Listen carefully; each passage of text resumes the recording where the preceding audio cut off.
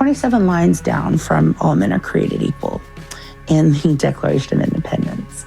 We are called merciless Indian savages. The reason we are called savages is because we held our land collectively.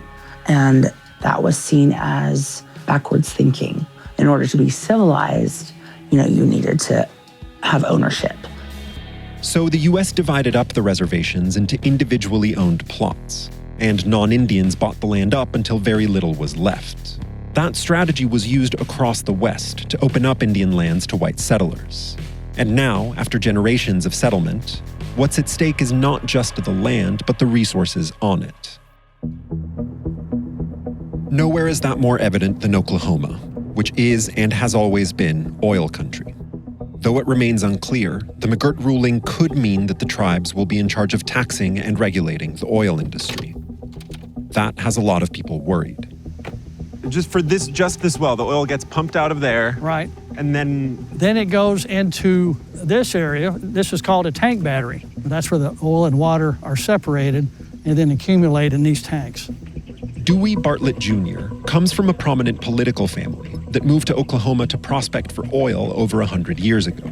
His family's small oil company has about 75 wells on what McGirt reaffirmed as reservation land. When the tribes say things like, this is our land and you're trespassing, what do you think? I've got a deed to my house, and it's in the Muskogee Creek Nation. I'll sell it to you at my price if you want it that bad. Or this property, same thing. I have 100 years of legal transactions that have occurred that have said that at the end of the day, this is mine.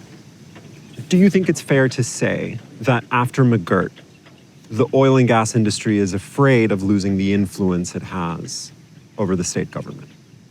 Yes, because now we have a very good relationship with state government. And if that were to go away, then who do we deal with? And I think if we had to deal with a tribe, whatever the rules are, we would live and abide by the rules. Now, they might drive us out of business. Do you actually worry that the tribes might drive you out of business if they wind up being in charge of the industry? Sure. Oh, yeah. Oh, yeah.